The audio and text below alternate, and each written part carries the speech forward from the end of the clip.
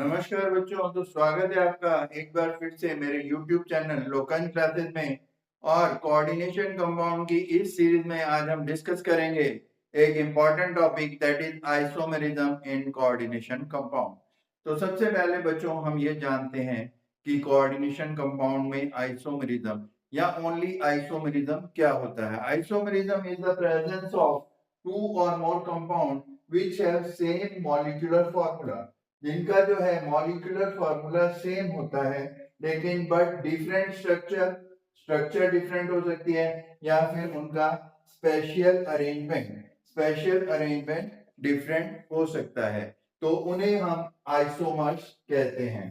तो बच्चों आइसोमर्स जो होते हैं वो डिपेंड करते हैं कि उनकी स्ट्रक्चर डिफरेंट है या फिर उनका स्पेशल अरेंजमेंट डिफरेंट है।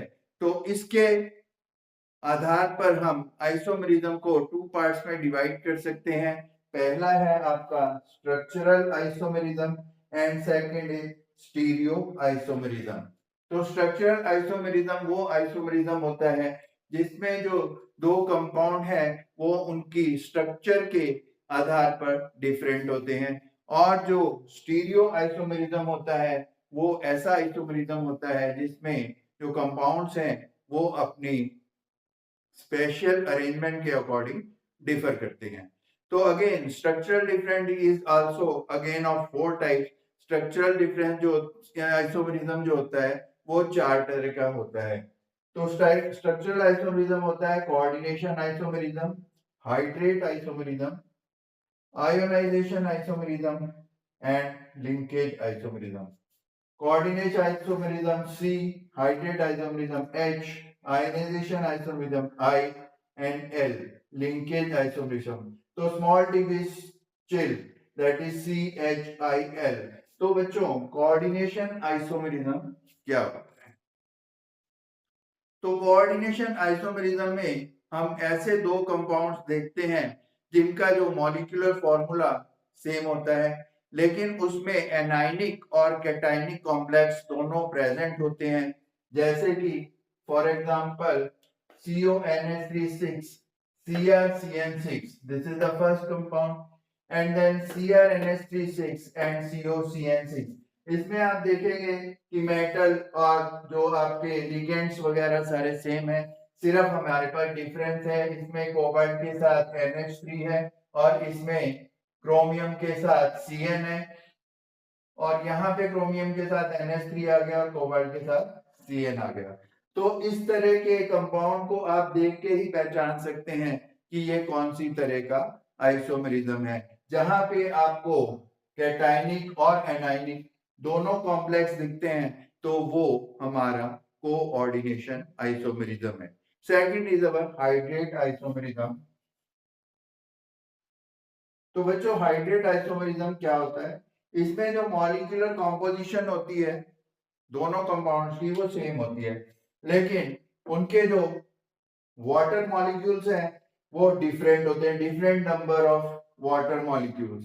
So for example this is first compound and this is the second compound. इसमें क्या है आपका CrH2O6 Cl3 same number, but here CrH2O5 Cl and Cl2H2O। अगर आप देखेंगे तो इसमें भी क्लोरीन 3 है, इसमें भी क्लोरीन 3 है, H2O6 है, H2O6 है, लेकिन आउट ऑफ कोऑर्डिनेशन सफियर हमारा यहाँ पे H2O1 है और Cl2 है, यहाँ पे हमारे 3 Cl भी हैं।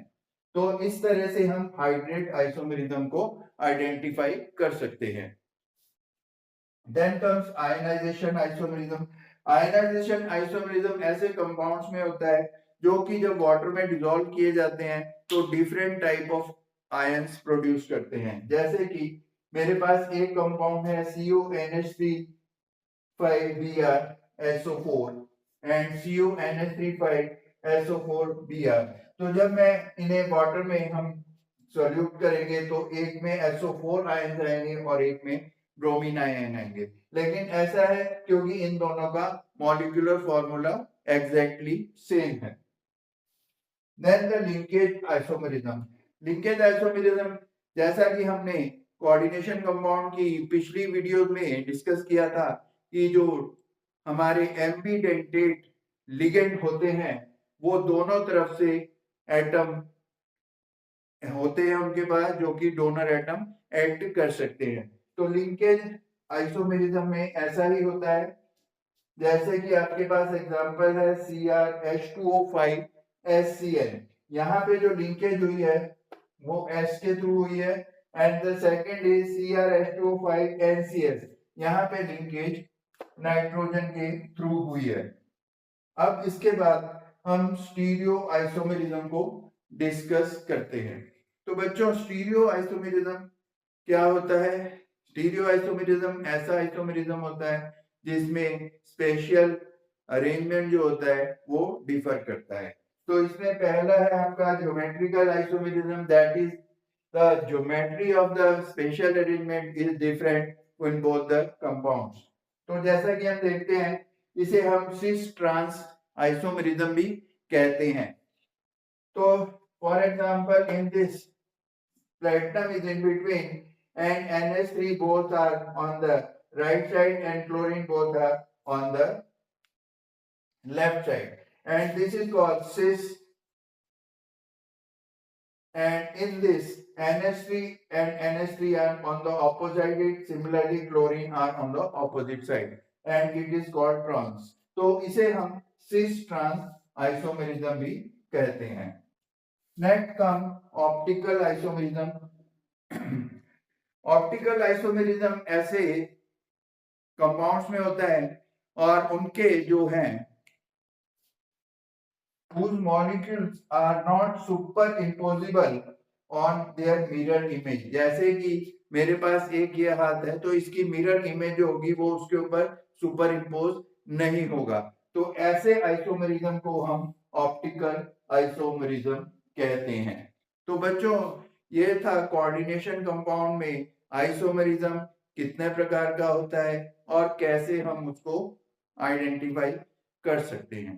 तो इस वीडियो में बस इतना ही। कोऑर्डिनेशन कंपाउंड से संबंधित और वीडियो देखने के लिए कृपया लाइक करें, सब्सक्राइब करें और शेयर भी करें। धन्यवाद।